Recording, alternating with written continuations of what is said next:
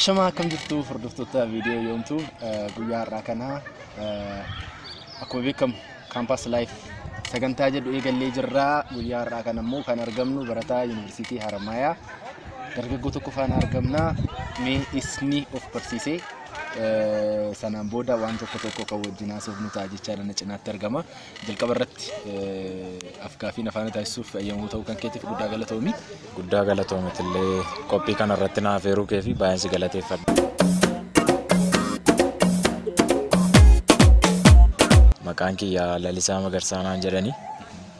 Barataa elektirikaal injiineringii waggaa arfaffaadha. Kontirool istiriimii irraati. Tanaan dura barataa mooraa ta'uu hawwaa turte ta'a yuunivarsiitii galu. Sanaan booda erga yuunivarsiitii galteen booda miira akkamii keessa jirta yuunivarsiitii barataa yuunivarsiitii ta'uu kan keetti? Yaa'u beekamaadha kuni. Hunduma jala barattoota amma sadarkaa kiyyarra jiran jalaa dhokataadha jedhee yaadu. Garuu kan na booda jiranii fi yaada ta'a jedhee sheerii gochuu fi kanan barbaadu. Yaa'u miira baay'ee namatti tolu qaba. Akkuma achi teenyee yookaan kutaa 12ffaarra teenyee vaayinii garaagaraa ilaaluudhaan hawwaa turreetti dhufnee arginee jirra. Jiraachaa jirra. Akka yeroo siyaanne sana ta'uu baatus bareedaadha. Lalisaa Gibbidaa jedhamuudhaan beekama. Mee Lalisaa Gibbidaa maaliif jedhamte? Beektasii akkas akka jedhamtu? Nan dhagaatti maqaa kanaan illee na waamu. Maqaan kun yaa'u jalqaba akkasitti na waaman ture. Eessatti siif ba'e maqaan kun? Asumatti naaf ba'e. Mooraa keessaa maqaa tokko argatteerta jechuudha. Mooraa kana iddiin dhufee naa ba'e. Maqaan kunis akkaataan itti naa ba'e yoon sitti mee seenaa ajaa'ibaa qaba. Innis doormii irratti yeroo ramadamneeti barataa maqaa naan wal fakkaatu qabu tokko jira. Lalisaa biraa jechaadha. Inni sun qaamaan xiqqoo isheen irra xiqqaadha beektaa. Akkuma naa agartu ispoortii kanas xiqqoo na yaala. Kanaafidha. Kanaaf Lalisaa Gibbidaa jedhamte jechaadha. Kanaafuu daawwattoonni keenyallee deebii argatanii jiru jedhee tan abdii qaba. Mee Lalisaan waggaa 10 booda iddoo kamitti of arguu barbaada? Yaa'u kana murteessuun rakkisaadha. Iddoo kana yaaduudhaa baaddusi murteessuudhaa baaddusi sadarkaa jireenyaa bareedaa irra tun jiraadde nan hawwa. Tun jiraadde natti tola. Injiineringii barataa irraa elektirikaalii barataa jirra. Iddooma bareedaatti of argadee yaada. Waggaa 10 booda mee Lalisaan amma Lalisaa jedhamtee waamamta. Maal jedhamtee waamamtu sitti fakkaata? Abbaa Beeluun jedhamtu? Inni illee waan hafu miti. Yookiin immoo injiinar Dooktar wanta akkasiisan maal? Injiinarituun jedhamee natti tola. Mooraa keessa akkuma beekamu hordoftoota keenya laayifiiwwan adda addaa jira. Laayifiin doormii jira akkasumas immoo sooshaal laayifiin barattoota faana wajjin qabamu jira. Lalisaa akkami mooraa keessatti jaalalli si qabee beekaa?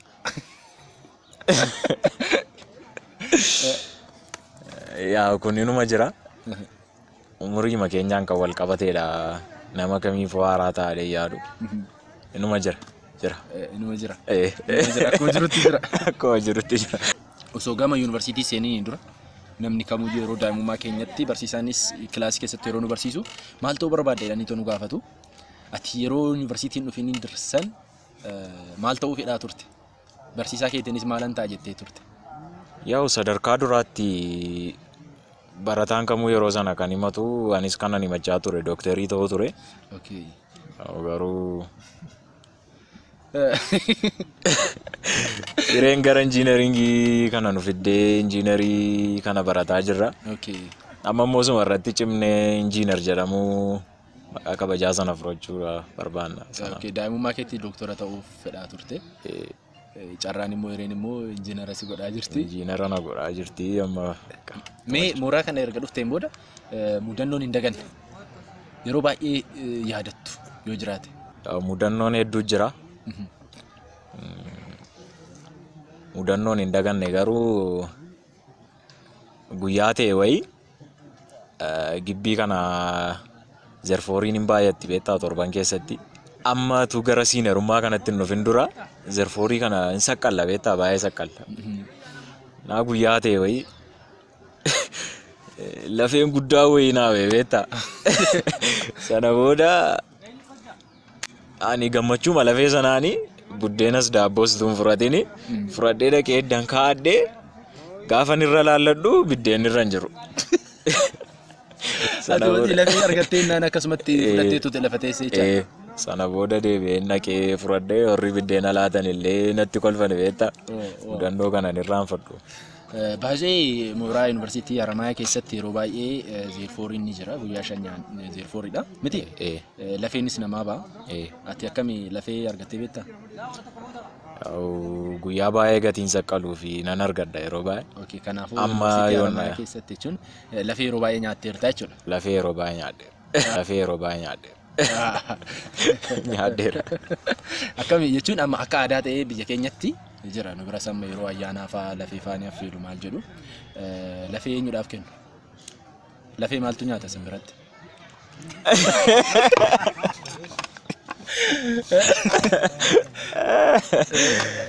Lafee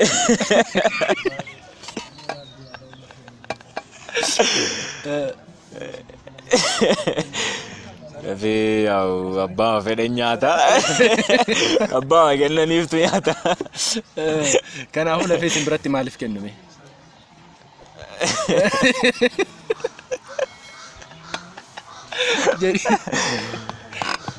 Saree maaf kennu yaa.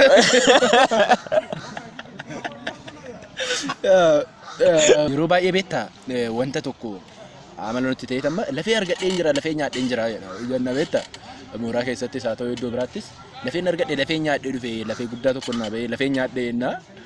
Yoo garuu immoo itti yaadnee jennu lafee kana lafee osoo hin taane foonichadha. Kan nuti nyaannu kun beekamaadha foonudha kan nyaatamu. Waan baramaadha beektaa yeroo baay'ee yeroo haasofnu akkasitti waan haasofnuuf jechaadha. Mee yuunivarsiitii keessatti koorsii waan fudhatte keessa koorsiin baay'ee jibbitu. Yaa koorsii hundiyyuu natti tola. Nan jaalladhasi. Kan challenge si godhe jira. Kan challenge nama godhu jira. Kun garuu dadhabina dhuunfaatiin utuu hin taane yeroo baay'ee hanqina barsiisaa irraati kan inni ka'u. Sanaan wal qabatee koorsiin amma ammaatti jibbee daayinaamiksiidha kan tole amma kabajamtoota hordoftoota keenyaa sagantaa keenya gara dhumaatitti geessaa jirra. Amma lalisaadhaaf challenge tokkoon kennaafi challenges qaba waan ta'eef jechaadha. Lalisa waan amma ani jedhu kana jetta irra deebitee to'achaadha. Challengeedha.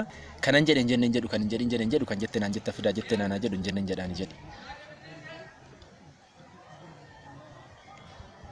Kanan jedhen jenneen jedhu kan jette naan jedhu fidaa jette naanaa jedhu hin jenneen jedhu. Jedha waayee weessa.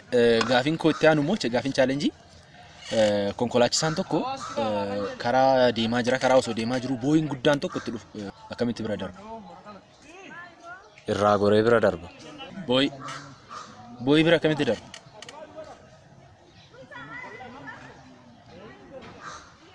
Keessa seenee ma darba? Gaafiin koo kan bira saatiin takka guyyaatti leetira 10 baati. Saawwan 10 immoo guyyaatti leetira meeqa bahu walitti?